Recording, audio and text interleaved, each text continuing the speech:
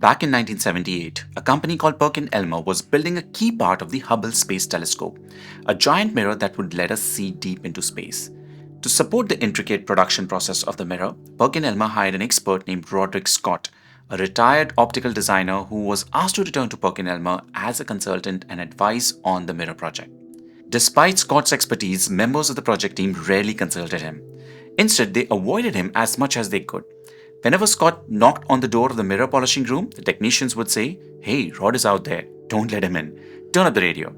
The more Hubble team realized the technical difficulties they face, the more they resisted help from others. For example, when the initial test of the mirror showed that there were flaws, the lead engineer of the Hubble team began to restrict access to measuring and testing records of the mirror.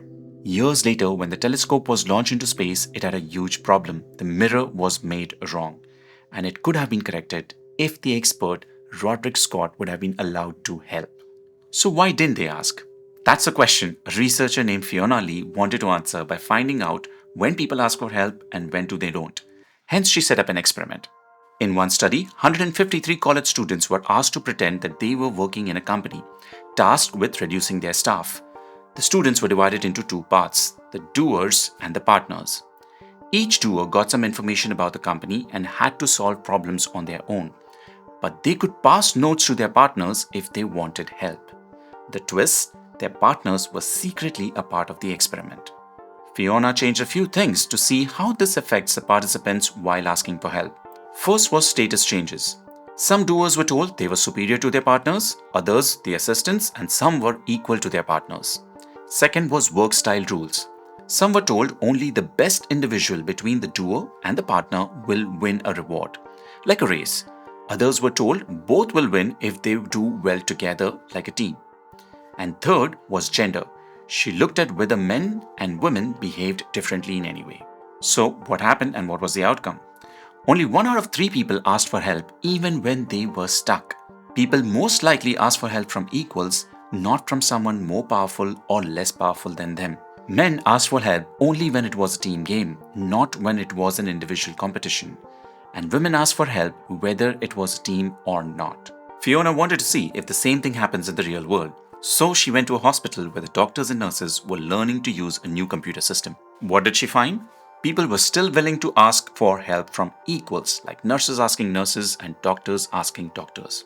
Female nurses asked for help more often than male nurses, and just like before, men asked for help more often in team-based departments like internal medicine, but way less when it came to surgeries.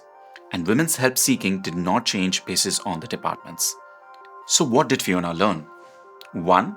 People don't like looking powerless even if they need help. Second, help is more likely to happen when people feel equal to the person they're asking from. Third, men avoid asking for help in places where they feel competitive but do ask for it in team-based places. And fourth, women seem less bothered about how asking for help will make them look. In a professional setting, avoiding help seeking is a form of impression management. Employees consciously manage how others perceive them, striving to appear capable and in control. Admitting that you need help can feel like puncturing that image. Vulnerability also plays a role. At its very core, asking for help actually requires a person to be vulnerable, which is to admit uncertainty, to trust someone else, and to risk rejection of not getting a response. And many professionals are uncomfortable with vulnerability, equating it with weakness. They may think a strong employee should always handle problems alone. But in reality, showing vulnerability can be a strength. It humanizes the leader and can build trust. But the immediate emotion hurdle of being vulnerable is hard to overcome. The reluctance to ask for help is often amplified in those who are in leadership roles. New managers, for example, often frequently battle imposter syndrome, the feeling that they must prove that they deserve the promotion. They worry that seeking help will confirm their own private doubts about not measuring up. On the other hand, senior leaders may feel that others rely on their strengths and vision. Admitting uncertainty could panic the organization or invite scrutiny. As a result, CEOs and executives often isolate themselves, refusing to ask peers or subordinates for help, even in areas which is outside their expertise. And in some corporates and tech environments, a hero culture and a genius culture prevails, where everyone wants to be seen as the brilliant problem solver who cracked the issue solo. If the culture is hyper-competitive, the employees quickly learn to keep their head down and figure things out by themselves, or at least pretend to. So now that we know the why behind the help avoidance, let's talk about the how. How do you, as a leader or a team member, actually build a culture where asking for help isn't shameful, but expected, encouraged, and rewarded? Years you expanded four-step blueprint to transform your workplace culture from silent struggles to smart collaboration. Step 1. Use smart framing when making help requests. You see, how do you ask for help really matters. Let's compare these two. I am clueless with the software sounds like a personal failure. This system is pretty complex. Can somebody help me get this right? Blames the complexity but not really the person. The latter phrasing focuses on task difficulty as an external issue and invites collaboration, whereas the former might inadvertently sound like a personal failure. Framing matters, especially for men or senior leaders. Try statements like this. This project needs outside expertise. Can I get your input? This is new territory. Has anyone cracked something like this before? Can I get that person's help? You're not asking because you're incapable. You're asking because you're smart enough to use your team's brain power. Step 2. Set explicit norms that asking for help is expected and not optional. One of the biggest reasons people don't ask is very simple. They don't know if it's really okay to ask for help. Make it clear asking for help is a part of the job. For example, in onboarding itself, tell the new hires, we expect you to ask questions. That's how we move fast.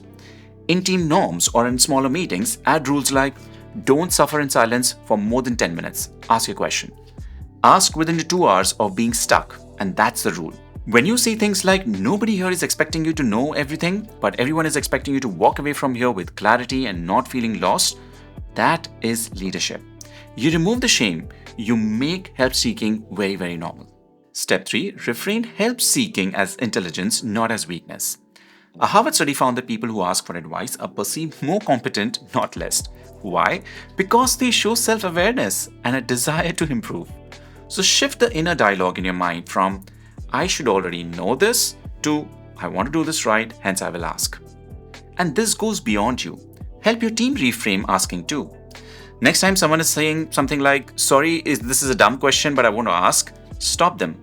Say, asking isn't dumb. This is exactly how we'll get smarter. Not asking is going to keep us in the same state. That's where we don't want to be.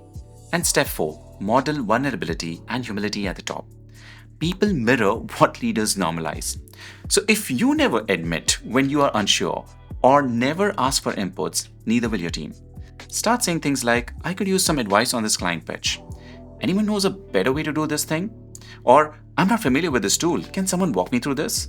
By showing humility, you can make others feel safe and the others will do the same for you. Once a month, share a small mistake that you made and how asking for help would have saved time or stress. This will break the perfect illusion around the leader.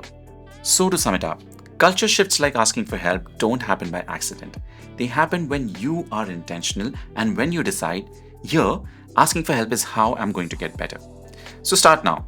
Shift the script from don't bother others to don't do it alone. Thank you for watching. I will see you in the next one. And by the way, if you're new to this recently started channel, then I am Altaf and I've been working as a learning and development professional for over 17 years in multiple hospitality and retail firms around the world. And through this recently started channel, I want to bring all of this information to you.